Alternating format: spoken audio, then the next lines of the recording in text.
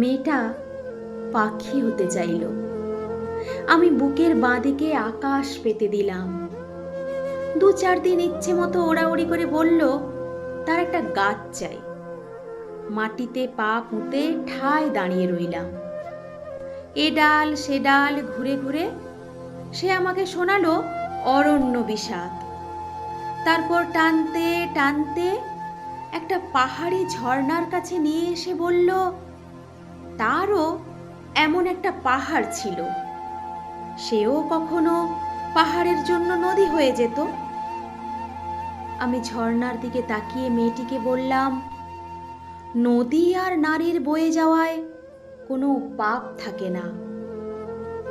সে কিছু ফুটে থাকা ফুলের দিকে দেখিয়ে জানতে চাইল, কি নাম? বললাম, গোলাপ।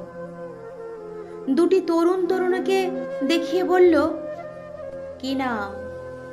বললাম, প্রেম। তারপর একটা ছাউনির দিকে দেখিয়ে জিজ্ঞেস করলো, কি নাম? বললাম, ঘর।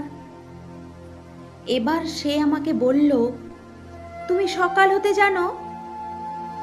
আমি বুকের বাঁ দিকে তাকে সূর্য দেখালাম।